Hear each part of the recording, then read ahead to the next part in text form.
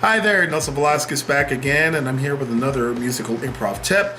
And I am going to provide a tip today that I feel is useful for any kind of situation in improv in general. It's just not for musical improvisers, it's for improvisers at large.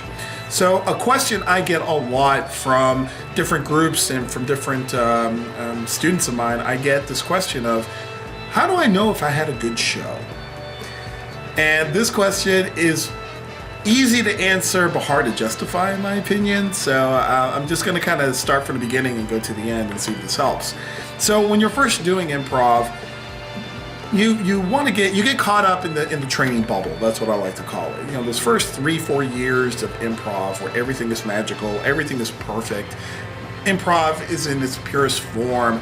You're maybe doing a training center program or a conservatory, or maybe playing with an indie group for 2-3 hours a week, and maybe performing maybe once every 6 to 8 weeks. So every show and every rehearsal is very, very intense because you don't really have anything from the outside influencing your perspective when you're in the improv bubble or when you're training.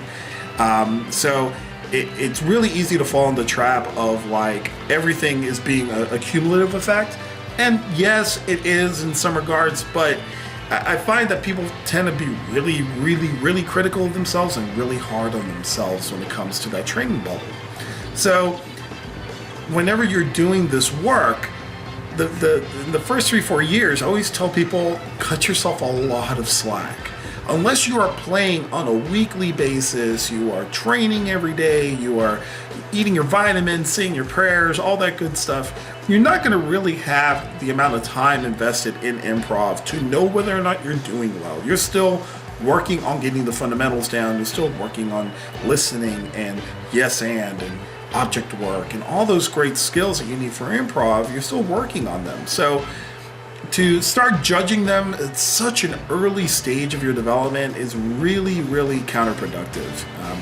I know how hard it is, especially as an actor. I know how hard and how self-critical I am of my own work. But it took me at least 9 years before I was able to say, yeah, I actually have a clue as to what I'm doing. But those of you who are doing those, early 3 to 4 month kind of training, or you're just beginning in it, don't be so hard on yourself. Give yourself time to learn and to grow.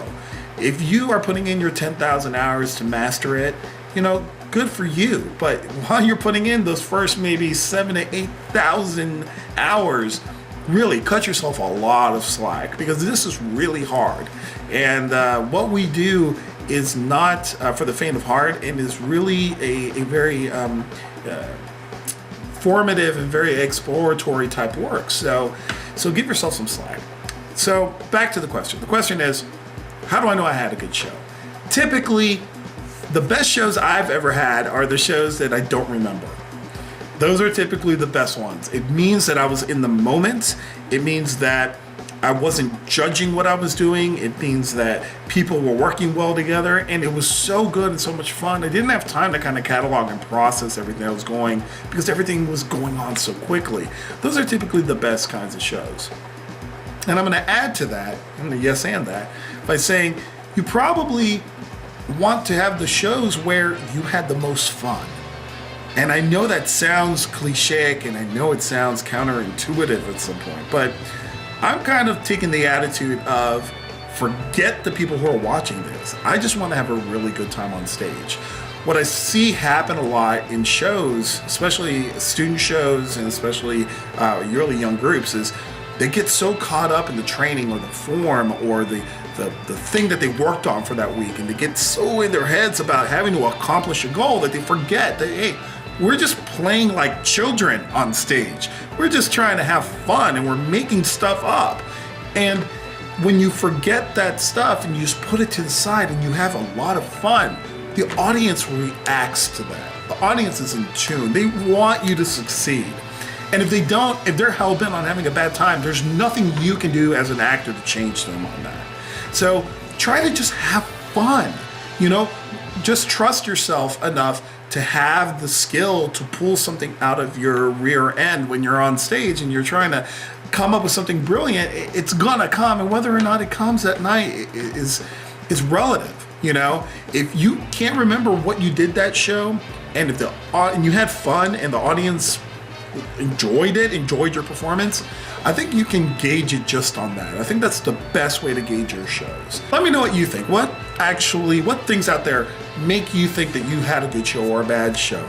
Put that down in the comments below. If you liked this video, please share it. Please hit the like button or the dislike button if you didn't like it. And that's it. I'm your host, Nelson Velasquez, and thank you for watching.